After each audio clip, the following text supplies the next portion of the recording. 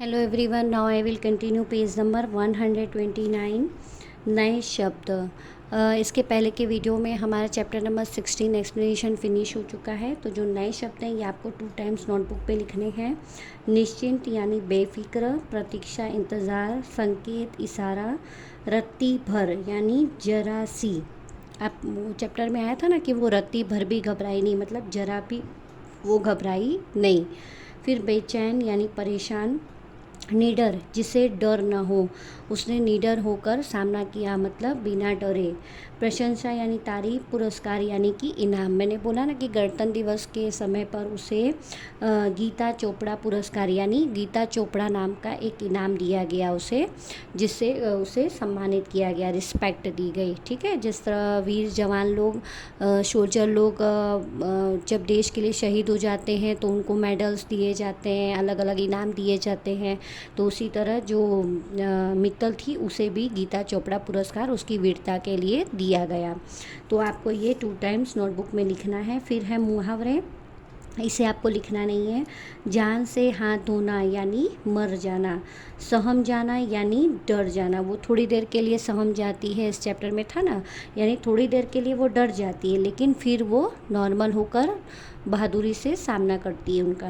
हाथ बटाना यानी सहायता करना। अब है अभ्यास, श्रुतलेख। श्रुतलेख जो आपको पता ही है, लक्ष्मी, ऑटो रिक्शा, धन्यवाद, विश्वास, दर्शन, जीवित, स्टेशन, प्रतीक्षा, होशियारी, बेचैन, गणतंत्र और पुरस्कार। अब है पाठ की बात। नीचे दिए प्रश्नों के उत्तर दीजिए। मौखिक, ये मौखिक प्रश्न है लेकिन इसे आपको लिखना है नोटबुक में। तो कल है 21, ओके, तो यहाँ पे मैं 21 कर देती हूँ। 21/4/21। नीचे दिए प्रश्नों के उत्तर दीजिए। मित्तल के पापा अपना पर्स कहाँ भूल आए थे? तो मित्तल के पापा अपना पर्स ऑटो में भूल आए थे। मित्तल पताड़िया कहाँ की रहने वाली हैं? मित्तल पताड़िया उत्तर प्रदेश में झांसी की रहने वाली हैं। माँ लक्ष्मी के मंदिर में क्या हो रहा था? माँ लक्ष्मी के मंदिर में आरती हो रही थी। मित्तल के पापा को रेलवे स्टेशन कितने बजे जाना था? मित्तल के पापा को शाम 7 बजे रेलवे स्टेशन जाना था। So please write 1 time in your notebook. अभी हम आते हैं लिखित प्रश्न पे। इसे भी आपको नोटबुक में ही 1 टाइम लिखना है। तो ये भी मैंने लिखा हुआ है, तो जिसे आप लिखेंगे, ओके। तो मित्तल जब पानी लेकर आई तब उसने क्या देखा? तो मित्तल जब पानी लेकर आई तब उसने देखा कि ऑटो वाला माँ की गर्दन पर चाकू रखे हुए है। मित्तल के पापा रेलवे स्टेशन क्यों गए थे? मित्तल के पापा बाहर से आने वाले मेहमानों को लेने के लिए रेलवे स्टेशन गए थे। मित्तल की कौन सी हरकत से ऑटो वाले घबराकर आपस में लड़ने लगे? तो मित्तल ने अपने पापा से चाबी पूछने के बहाने से फ़ोन किया और ज़ोर ज़ोर से चिल्लाकर जल्दी घर आने के लिए कहा। तो ऑटो वाले घबराकर आपस में लड़ने लगे। मित्तल की माँ को और स्वयं को रसोई घर मित्तल ने माँ को और स्वयं को रसोई घर में क्यों बंद कर लिया? मित्तल ने ऑटो वाले से बचने के लिए माँ को और स्वयं मतलब अपने आप को रसोई घर में बंद कर लिया। मित्तल को कब और कौन से पुरस्कार से सम्मानित किया गया? मित्तल को गणतंत्र दिवस पर गीता चोपड़ा पुरस्कार से सम्मानित किया गया। तो ये आपको please write 1 time in your notebook. ये आपको नोटबुक में मौखिक और लिखित ये दोनों आपका पेज नंबर 129 पे फिनिश हो गया है। इसमें टोटल 5 क्वेश्चन आंसर थे लिखित में, जो मैंने आपको अभी यहाँ पे डिस्कस कर दिए।